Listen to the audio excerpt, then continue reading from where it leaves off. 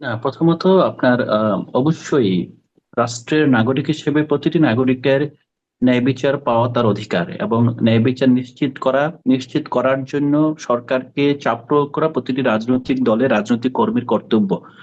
সেক্ষেত্রে আমরা যেই জুলাই যোদ্ধার কথা বললেন, দুটি ঘটনা ঘটেছে। দুটি ঘটনায় আমরা দেখেছি যে, যেমন হুম। সুরভিকে আপনার একজন হ্যারাসমেন্ট করেছে একজন সাংবাদিক। হ্যারাসমেন্টের পর ব্যক্তিগতভাবে তার বিরুদ্ধে আপনার এফআইআর করে তাকে গ্রেপ্তার করে আনা হয়েছে। এইটাই যেরকম নিন্দনীয় কাজ, একই সাথে আপনার কেবলমাত্র মত প্রকাশের কারণে সুনির্দিষ্ট অভিযোগ ছাড়া যদি কোনো সাংবাদিককে গ্রেপ্তার করা হয়, সেটাও নিন্দনীয় কাজ। তবে একটা নিন্দা বিষয় বুঝতে জানিয়েছেন হবে যে, কখনো? নিন্দা জানিয়েছেন কখনো এই এই বিষয়ে? এই বিষয়টা আসছি। প্রথমত রাষ্ট্রের যেই আপনার বর্তমান যে প্যাটার্ন, সেই প্যাটার্নে একটা বিষয় হলো যে, যারা জুলাইতে রাজপথে নেমেছিল, যেমন সুরভির বয়স দেখেন, সে মাত্র 17 বছর বয়স। তাকে দেখেন আদালত তার বয়স 21 দেখিয়ে তাকে রিমান্ড মঞ্জুর করে ফেলেছে।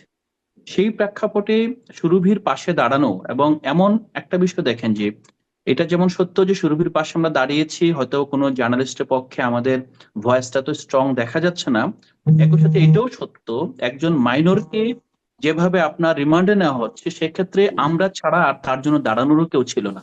এবং এই বিষয়টাকে সামনে নিয়ে আসা, একই ঘটনা ঘটেছে মাহাদির ক্ষেত্রে। বাট আমরা অবশ্যই মনে করি যে, এখানে যেই কারণে জুলাই ঘটেছিল, আপনার আইন বিচার কিংবা এই সবগুলো বিষয়কে ইগনোর করে আপনার রাষ্ট্রকে একটি মাফিয়া তন্ত্রে পরিণত করার কারণে সেই ব্যবস্থাটা অন্য যে কোনো মোড়কে ফিরে আসুক, সেটা আমরা কখনোই চাই না। সেক্ষেত্রে মাসুদ ভাই যেটা বললেন, অবশ্যই আমি মাসুদ ভাইয়ের, আনিস আলমগীরের কিংবা পান্না ভাইয়ের সবার মত প্রকাশের স্বাধীনতাকে অবশ্যই স্বীকার করি।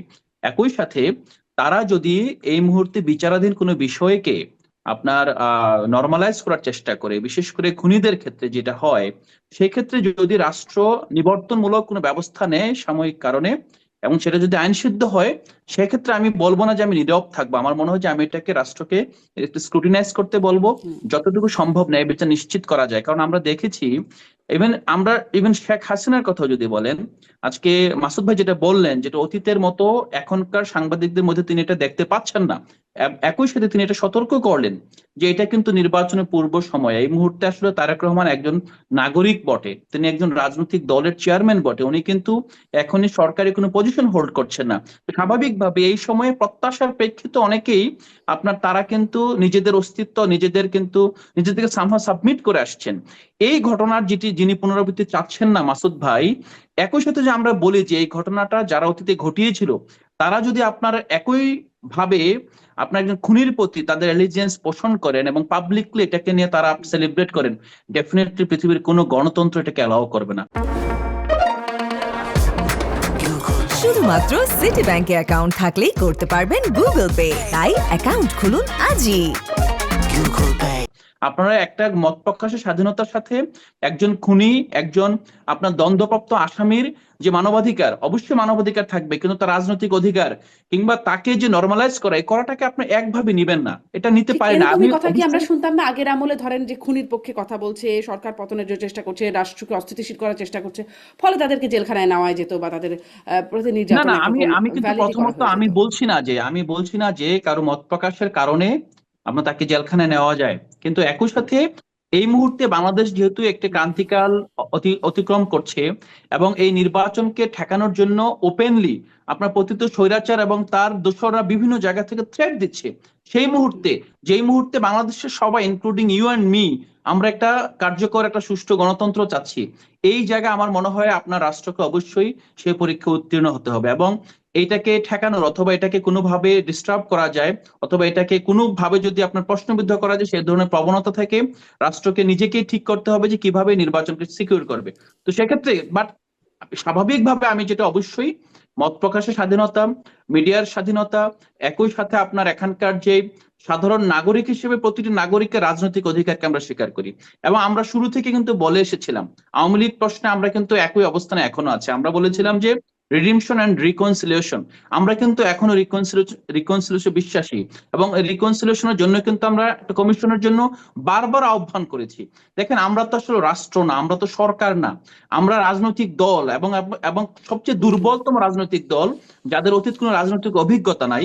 আমাদের আছে আছে আসলে আকাঙ্ক্ষা আছে, এবং সঠিকভাবে রাজনীতিটাকে পরিবর্তন করার আকাঙ্ক্ষা আছে। সেই আকাঙ্ক্ষার ক্ষেত্রে আমরা কিন্তু এখন জি, পর্যন্ত জনাব রিকনসিলিয়েশনের কথা আলাউদ্দিন বলে মোহাম্মদ, যাচ্ছি। সেই সেই সেই আকাঙ্ক্ষার বহিঃপ্রকাশটা কোথায়? মানে রাজনীতিকে পরিবর্তন করার আকাঙ্ক্ষার বহিঃপ্রকাশ, সেটা জানতে ডেফিনেটলি চাইবো। আর আপনি ডেফিনেটলি বলছিলেন আমরা তো করে যাচ্ছি আশি সে প্রতিনিয়ত। আমাদের আশি ভয়েস ওই ভয়েস দুর্বল বলে হয়তোবা অনেক এখন পর্যন্ত আপনার মানে ইটস আনহার্ড, বাট এটা এমন না যে আপনাদের আমরা আসলে কাজ করছি না। আর আর কিছু দুর্বল থাকুক বা না থাকুক, ভয়েস দুর্বল এটা বলে মনে হয় ভুল হবে। আমি জানি না, মাসুদ কামাল, আপনি কি বলবেন? যদিও এটা আপনার কাছ থেকে জানা উচিত যে আসলে ভয়েস আমার বেশ তো সরবই মনে হয়। ওই কথাটা একটু, যে থ্রেট দেওয়ার কথা বলছিলেন, যে খুনিরা থ্রেট দিয়ে যাচ্ছে, এখন আমরা একটু সেটা যেই মাত্রাই হোক না কেন, কিন্তু দেখি যে পুলিশের সামনে গিয়ে মাহাদি যেভাবে বলছেন, থ্রেট দিচ্ছেন আসামি ছেড়ে দেওয়ার জন্য, এবং আগের কথা মনে করিয়ে দিচ্ছেন যে তারাই আসলে পুলিশ পুড়িয়ে মেরেছেন বা থানা সেটা সেটা ভুল ছিল, পুড়িয়েছেন। হ্যাঁ, সেটা হ্যাঁ, সেটা হ্যাঁ, ভুল ছিল, এবং সে ভুল স্বীকার করেছে, হ্যাঁ, এবং কিন্তু সেটা আমরা সাপোর্ট করি না। তাকেও একরকম সেলিব্রেটও করা হচ্ছে যে তাকে, এবং তাদের জন্য তাদের প্রেক্ষিতে আবার ইন্ডেমনিটি অধ্যাদেশে সরকারের পক্ষ থেকে জারি হচ্ছে, মানে সেই ঘটনাগুলোর প্রেক্ষিতেই না না না, এটি আপু, এখানে একটা বিষয় আমি একটু বলে দিই। ধরেন, এই জুলাইয়ে যে ঘটনাগুলো ঘটেছে, জুলাই কিন্তু আপনার একটা রাষ্ট্রের সশস্ত্র বাহিনীর সামনে আপনার আমার ভাইয়েরা, সাধারণ মানুষরা কিন্তু দাঁড়িয়ে গিয়েছিল। সেই হুম, সময় আপনি বানিয়াচং থানার কথাও যদি বলেন, সেই দিন সকালবেলা সেখানে 5 জন আপনার পুলিশের গুলিতে নিহত হয়। ওই সময়ের যে জনরোষ, এটাকে কিন্তু স্বাভাবিক সময় যদি বিবেচনা করেন, অথবা এই সময়টা হুম। যদি আপনি বিশেষভাবে না দেখতে পারেন, তাহলে কিন্তু আগামী দিনেও কিন্তু রিকনসিলিয়েশনের পথ আপনার হুম। সংহত হবে না। এবং এটা আমি একটু সেই নোট দিয়ে ক্রেডিটটা, রাখলাম। সেই জনরোষ, যে আমি কত কিছু করেছি, করতে পারি, তার জন্য আবার হুমকি দিয়ে আসা যে আসামি ছেড়ে দাও, না সেই না, এটা তো জনরোষের। একই হ্যাঁ, সাথে এটা আমরা বারবার বলছি যে আমরা সাপোর্ট করি না, এবং সে ভুল স্বীকার করেছে, এবং এই ধরনের প্রবণতাকে কিভাবে নির্মূল করা যায় সেটার জন্য আমরা কাজ করছি। জি, আলাউদ্দিন মোহাম্মদ, আপনাকে ধন্যবাদ। আমি মাসুদ কামাল, মানে এনসিপির ভয়েস কি দুর্বলতম মনে হচ্ছে সেটি একটু আপনার কাছ থেকে শুনবো, এই একদম ছোট্ট করে, আর তারপরে একটু তারেক রহমানের সেই মতবিনিময় সভায় আর একটা প্রশ্ন করে আমি নতুন প্রসঙ্গে যাব। মাসুদ কামাল।